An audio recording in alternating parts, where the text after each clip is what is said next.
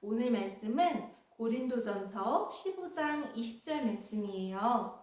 전도사님이 읽을 때 우리 친구들은 눈으로, 귀로 함께 읽어주세요. 그러나 이제 그리스도께서는 죽은 사람들 가운데서 살아나셔서 잠든 사람들의 첫 열매가 되셨습니다. 고린도전서 15장 20절 말씀. 아멘. 할렐루야! 우리 친구들 요즘에 자주 듣고 있는 소식들이 어떤 것들이 있을까요? 부모님이랑 함께 보는 뉴스에서, 인터넷에서, 그리고 학교나 어린이집에서 오는 메시지들로 인해서 자주 듣고 있는 소식들이 어떤 소식들이 있어요? 아마도 우리가 지금은 코로나에 대한 소식들을 많이 접하고 있을 것 같아요. 코로나가 전 세계에 퍼져 있어요. 미국도 지금 코로나가 심각하대요. 코로나에 걸리지 않으려면, 예방을 하려면 마스크를 잘 쓰고 손도 깨끗이 씻어야 해요. 바깥 출입을 자제하고 사람들과 대화할 때는 떨어져서 대화해야 해요. 하는 이런 코로나에 관련된 이야기들을 많이 듣고 있을 것 같아요. 친구들아, 그러면 우리는 왜 코로나에 대한 것들에 집중을 하고 그런 이야기들을 듣고 있지요? 왜일까요? 왜냐하면 코로나로 인해서 많은 사람들이 아프거든요. 그리고 코로나가 우리에게, 그리고 모든 사람들에게 심각한 영향을 끼치고 있어요. 이 문제는 아주 중요한 문제예요.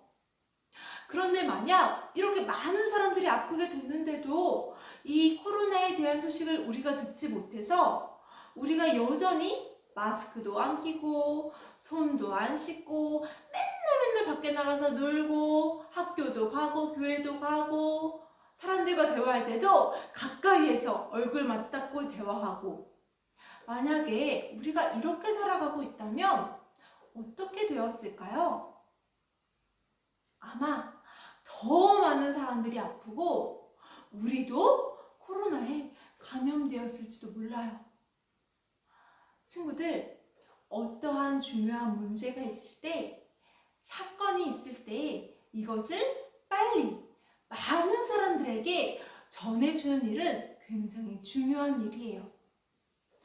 그렇다면 예수님을 믿는, 하나님께 기도하고 예배하는 우리들이 전해야 하는 것은 어떤 것이 있을까요? 우리가 전해야 할 것도 있어요. 뭐냐면 바로 예수님께서 우리의 모든 죄를 다 대신해서 십자가에 못 박혀 돌아가시고 다시 부활하셨다는 사실이에요. 이 사실을 모르는 사람들이 굉장히 많아요. 그런데 하나님을 믿는 사람들은 이 사실을 꼭 기억해야 해요.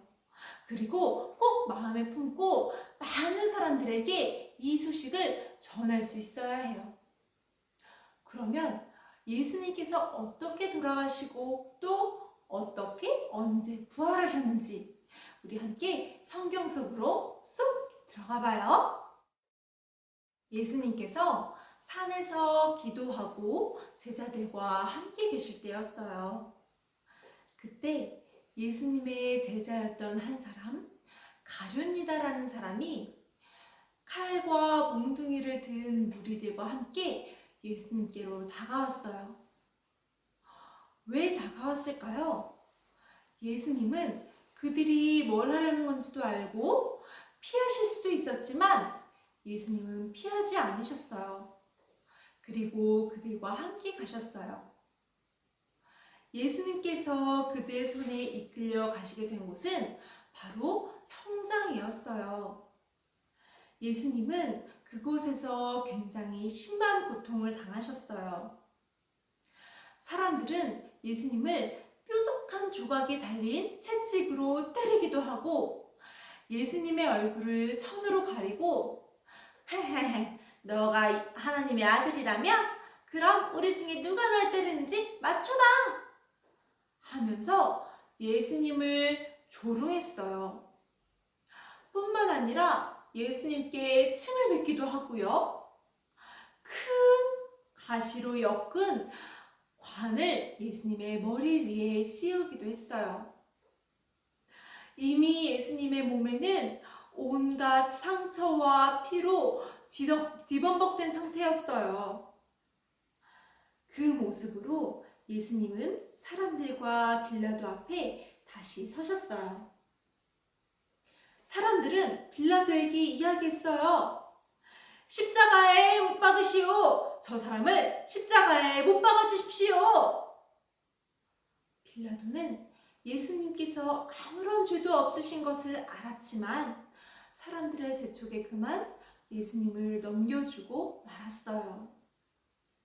아무런 죄도 없으신 예수님은 왼손에 오른손에 하고 십자가에 못 박히셨어요.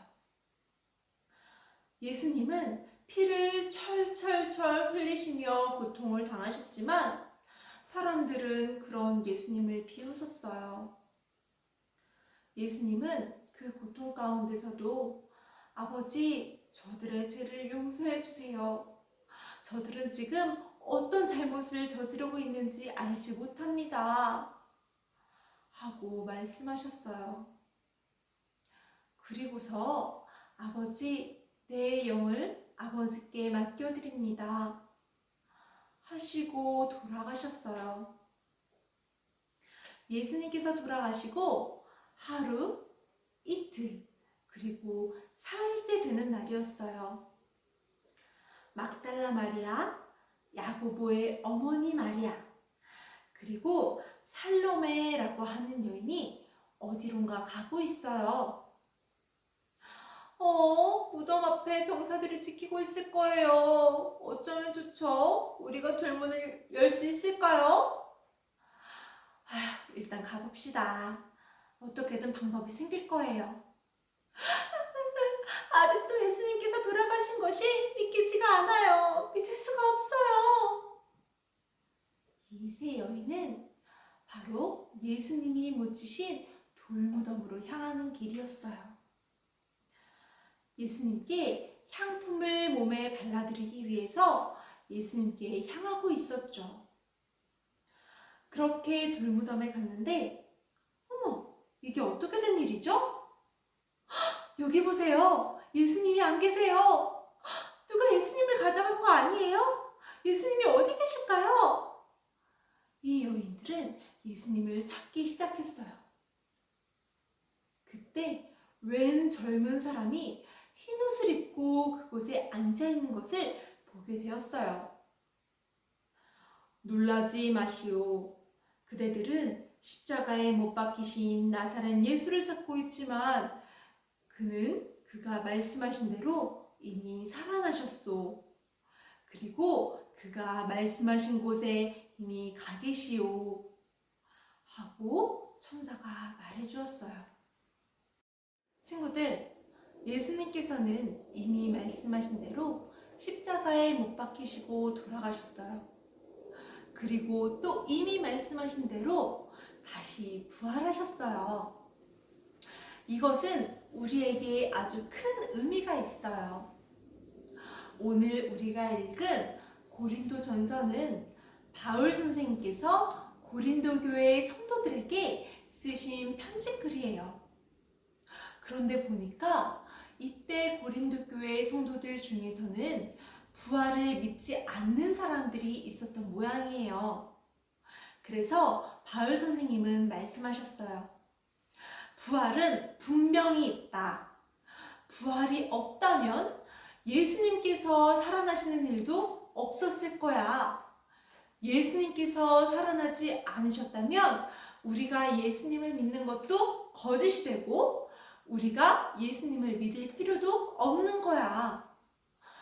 또 우리는 여전히 죄 가운데 있고 죄인일 수밖에 없어.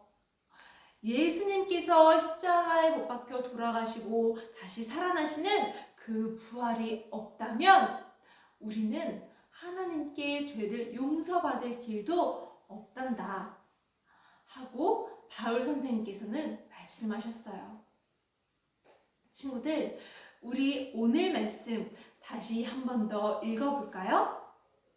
전도사님 따라서 읽도록 해요. 그러나 이제 그리스도께서는 죽은 사람들 가운데서 살아나셔서 잠든 사람들의 첫 열매가 되셨습니다. 친구들, 예수님께서는 분명히 죽으시고 다시 살아나시고 영원한 생명 그 부활의 첫 열매가 되셨어요. 이것은 무슨 말이냐면 예수님의 부활을 믿고 예수님께서 부활하셨어요 하고 그 부활을 전하는 모든 사람들은 다 함께 이 부활을 누릴 수가 있다는 이야기예요. 친구들, 우리 친구들도 예수님의 부활을 믿고 예수님께서 부활하셨어요 하고 선포하면서 영원한 생명인 그 부활을 함께 누리는, 그 부활의 기쁨을 함께 누리는 친구들이 되기를 소망합니다. 이 시간 전도사님과 함께 외쳐볼까요? 준비됐어요? 시작! 예수님이 부활하셨어요! 아멘. 이 시간 전도사님과 함께 오늘은 공동 기도문을 읽을 거예요. 우리 이 시간 함께 전도사님 따라서 기도하겠습니다. 하나님, 우리를 위하여 예수님을 이 땅에 보내주셔서 감사합니다. 예수님께서 우리의 모든 죄를 대신하여 돌아가시고 다시 사신 것을 기억합니다. 우리가 이 중요하고 기쁜 소식을 많은 사람들에게 전하는 믿음의 자녀들 되게 해주세요. 예수님의 이름으로 기도드립니다. 아멘.